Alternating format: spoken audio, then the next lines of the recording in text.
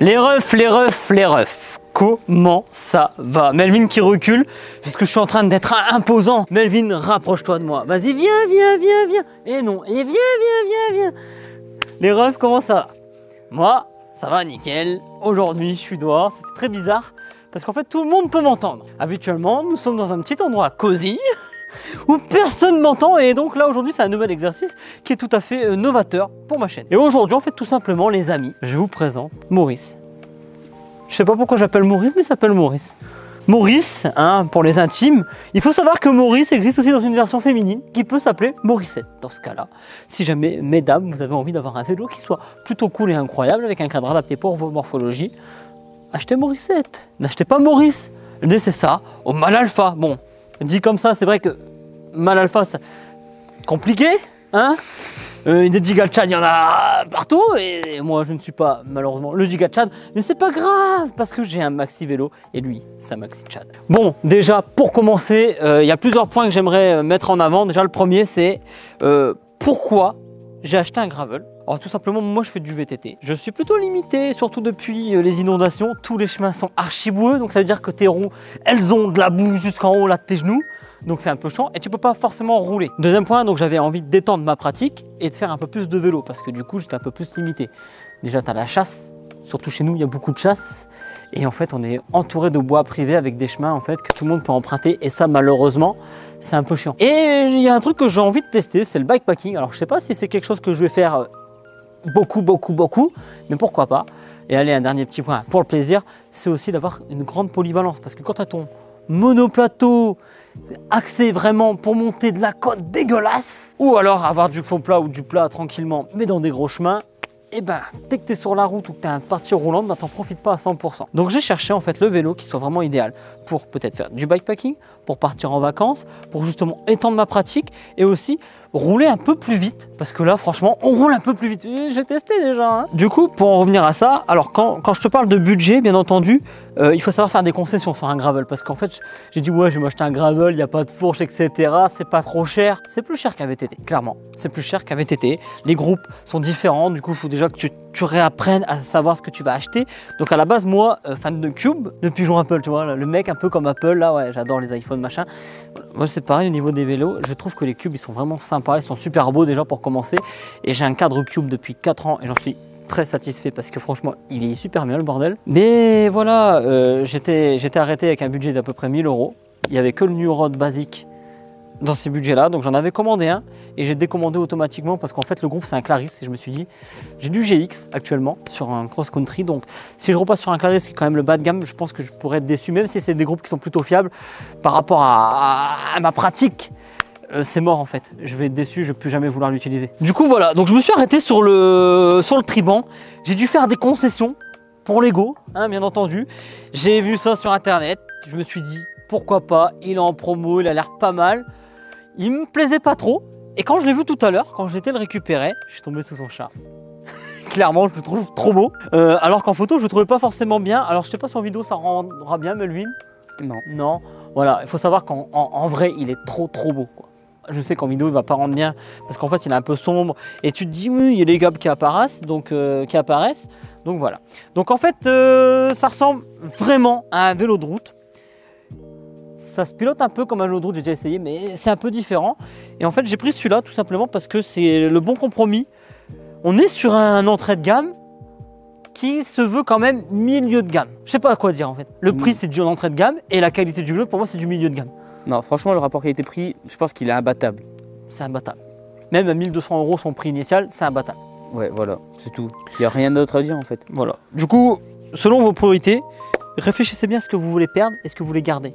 Alors déjà, j'ai supprimé la marque, vous doutez bien. Je me suis dit, j'ai besoin d'un groupe qui soit quand même plutôt bon, milieu de gamme minimum. Et ensuite, j'avais aussi besoin d'avoir quelque chose d'assez fiable et aussi facile d'accès. Je ne suis pas un grand bricoleur des vélos. Si je fais du bikepacking, je me dis, il faut un truc qui soit plutôt facile à gérer et à réparer. C'est pour ça que je me suis arrêté en fait sur le Triban Gravel. Alors, j'ai RVL 520, mais on va l'appeler le Gravel 520 parce qu'en fait, ça signifie ça. Tout simplement parce qu'en gros, premièrement, le cadre est en alu et ça c'est en carbone. Je voulais pas d'acier parce que je voulais pas un truc trop lourd, je voulais un truc quand même qui se traîne pas, je voulais un truc qui roule bien. Donc premier point en fait, c'est le groupe complet c'est du Shimano 105. Donc pour ceux qui ne connaissent pas, tu fais une notation de 1 à 3 et en gros, c'est du 2,3 en termes de qualité. 3 c'est le haut de gamme, le 1 c'est 0, tu vois, c'est le bas de gamme. Genre c'est Clarisse. Et là en fait, tu es un peu plus que du milieu de gamme limite, je trouve. T'es pas sur du haut de gamme, hein, clairement pas. Mais c'est un groupe qui est très fiable, qui répond bien. Et Melvin, je sais pas ce que t'en penses, mais quand tu roules avec le truc, il est plutôt précis et il obéit. Il est super réactif et précis. Voilà. Rien à dire, tu lui demandes de changer, il change, il n'y a pas de faux mouvements. Voilà. Donc ensuite, je connaissais pas, mais au niveau des plateaux, ils ont l'air d'être plutôt quali. Donc c'est les Opra 6 ou Prasis, je ne connais pas la marque. Et la cassette arrière, pareil. Donc en fait, à l'avant, c'est du 32-48 et derrière, c'est du 11-34. Donc ce qui t'offre quand même un développement potentiel hyper polyvalent. Tu pourras le faire un peu de route, tu pourras faire un peu de chemin. On l'a vu tout à l'heure, quand même sur des côtes qui sont compliquées, le vélo il monte. Et quand c'est plat ou que ça descend, le vélo il bombarde à mort. Et on l'a vu, hein, parce que quand tu compares avec un VTT d'un coup, c'est flagrant de ouf. C'est clair. La diff. Que quand tu fais du VTT, tu te dis ouais, je peux les prendre les gars avec leur petit vélo de route. Impossible. Tu peux pas. C'est impossible parce que déjà que le gravel, ça change déjà tout. Et un petit point aussi, tu vois, sur ce vélo que j'apprécie. Alors moi j'adore aussi son aspect vintage, tu vois, en photo je le trouvais pas ouf, mais alors franchement il a un aspect vintage, j'adore. Bon, t'as les câbles qui ne sont pas intra, mais ça en vrai pour le prix c'est logique. Et il y a un truc que je connaissais pas, que j'ai jamais utilisé, alors j'ai déjà entendu parler, c'est en fait un système de freinage mixte. Pour le moment ça freine pas fort, on va pas se mentir, mais après c'est parce qu'ils sont pas encore rodés les freins. Mais c'est un système en fait, en gros c'est un câble, et ici c'est de l'hydraulique. Au niveau, en fait, tu as deux boîtiers hydrauliques et tu as les freins. De toute façon, vous allez voir les photos. Et je trouve que ça freine bien. Sans plus, après, mon vélo est équipé en Magura et hydraulique. Vraiment, et des super bonnes plaquettes. Donc, tout qui va. C'est vrai que bon, quand tu freines avec mon VTT, tu t'arrêtes direct. Ça, c'est un peu plus tendre. Un peu plus... C'est pas pareil. C'est vintage. Voilà. Non, en vrai, je pense qu'une fois que ça sera rodé, ça va freiner fort. Dans toutes les reviews que j'ai vues, ils ont le même constat que moi, c'est qu'au début ça freine pas fort et au bout d'un moment ça freine. D'ici que la vidéo sorte, peut-être que je vous mettrai un petit mot là sur la vidéo pour vous dire ok ça freine. Si je vous mets ok ça freine, c'est que ça freine vraiment. Mais sincèrement, je suis hyper ravi de cet achat et sincèrement si vous hésitez à acheter un gravel et vous dites qu'est-ce que je prends, cherchez pas. Prenez-le.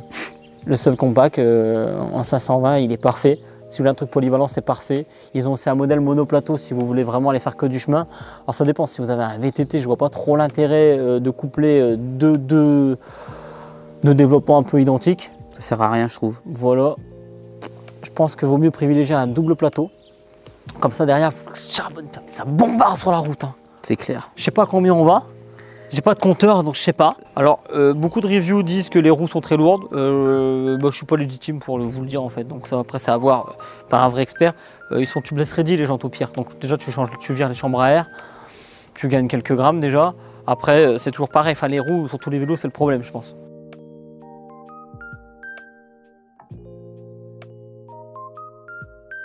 Bon les amis, bienvenue sur ce petit gravel. Attends, la GoPro est vraiment dans tous les sens. Mais au moins vous avez déjà vu la présentation qu'on va tourner juste après. Là on est dans les premiers tours de roue et on teste en fait ce petit vélo qui est plutôt pas mal pour le moment. Là je vais pas vous le cacher, ce matin pour le régler j'ai fait quand même un petit kilomètre. Et sincèrement, pour le moment j'apprécie pas mal. Donc là on est en train de... Enfin moi je suis surtout en train de rouler tranquillou. Melvin il est sur mon VTT donc tu te doutes bien que lui il est plutôt à l'aise en termes de pilotage. Mais par contre en termes d'aérodynamisme c'est une catastrophe.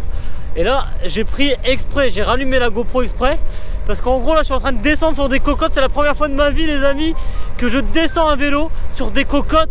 J'ai trop peur, je suis sur les freins hein. Quand t'es pas habitué à un vélo c'est vraiment très délicat d'aller venir descendre. Melvin il s'amuse bien là. Mon vélo il est bien, en plus il a un cintre. On a changé le cintre et tout l'année dernière, c'était un FSA, il est incroyable le cintre.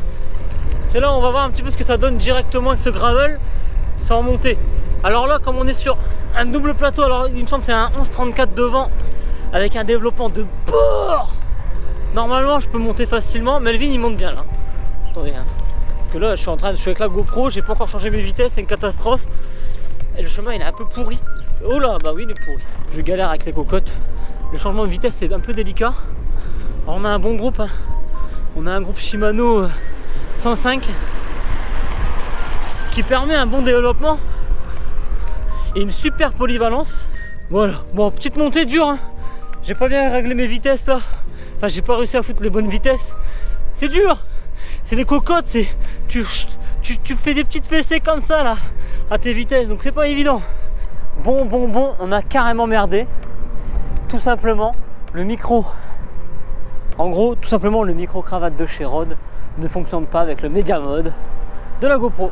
Et donc malheureusement, c'est impossible pour moi d'avoir la voix depuis tout à l'heure en fait. Du coup, je dois recommencer quelques clichés. Parce qu'en fait, je parlais du coup des tours de roue du vélo. Et j'expliquais en fait tout simplement que Melvin, il prenait une avance vraiment considérable quand il était sur le gravel par rapport à moi qui doublait les efforts avec le VTT pour être 2 fois plus loin que lui. Et j'expliquais en fait tout simplement que je n'imaginais pas que le gravel soit autant à l'aise sur la route. Déjà de base, je suis pas à l'aise les amis. Alors, je suis vraiment pas à l'aise. Je dois parler très fort. Allez, c'est parti. On prend un peu de confiance. Allez, on n'a pas le choix de toute façon, hein. Je sais même pas si je mets bien mes mains parce que en fait je suis bien sur les cocottes, j'ai confiance aux cocottes parce que depuis tout à l'heure je suis sur les cocottes. S'il y en a qui font du gravel, donnez-moi des conseils. Oh, c'est stressant. Alors par contre il y a un rendement de malade quand tu relances. Alors ça grippe bien les pneus. Les Touareg tu vois ils grippent bien parce que là mine de rien c'est un peu humide. Alors ça va. Et alors ça vibre énormément. Faut pas vous mentir. Melvin il va dire aussi que ça vibre parce que j'ai bloqué la forge de VTT. Le câble il est un peu détendu. Alors s'il l'a vu il va le remettre direct je pense. Donc montée technique, Melvin est très haut. Enfin montée technique. Montée plus technique depuis que de. C'est la montée la plus technique depuis qu'on a commencé à rouler tout à l'heure. Alors curieusement moi sur les roues ce qui me faisait peur c'est de ressentir le poids des roues. Alors je suis un peu biaisé parce que je roule toujours avec des VTT. Donc certes là les roues sont beaucoup plus légères. Même si elles sont avec des chambres à air pour le moment. Il est fort possible, je vais pas vous mentir, que je passe sur du tubeless pour des raisons de confort parce que là, du coup, je suis gonflé très fort. Je suis content d'avoir testé ce vélo dans cette vallée. Je vous montre un peu la vallée. Attendez, je sais pas si vous vous rendez compte, mais on vient de tout là-bas au bout. On descend, tu vois, on était quand même vachement haut. On descend, on creuse, on redescend. Et là, il faut remonter toute la côte. C'est dur. C'est vrai que c'est pas des vidéos que j'ai l'habitude de tourner, mais petite question, est-ce que vous devez l'acheter ce vélo? Ben, la réponse pour moi, c'est oui. Si vous cherchez en fait un vélo polyvalent, à moindre coût, avec quand même un équipement qui soit de qualité pour pouvoir durer un petit peu, ben achetez-le. Achetez-le et voilà quoi, moi je suis ravi et sincèrement, je pense que je peux lui mettre la note rapport qualité-prix 10. Ouais, 10, je peux pas faire mieux. Les petits refs, c'était Kevin. Pensez à vous abonner. Alors, il n'y a pas que du contenu vélo ici, mais il y en aura un peu quand même grâce à ça. Et c'est surtout des défis sportifs avec ce vélo. Genre, on va essayer d'aller grappiller quelques kilomètres. Pareil, il y aura aussi des défis sportifs, sport, fitness, muscu et aussi de la course à pied. Dur ça, dur à dire et dur à faire. Et bien entendu, toujours de la food, on adore. Mais moi, tu vois, le truc, c'est ça le problème. J'aime la bouffe, j'aime le sport, je travaille mes abdos pour pas qu'on les voit. Sur cette belle métaphore de merde, je vous dis à très bientôt. Abonnez-vous, c'était Kevin. Et sincèrement, si vous achetez un Maurice à votre gars, prenez une Morissette, il va se sentir seul sinon Maurice. C'était Kevin, portez-vous bien. Bisous.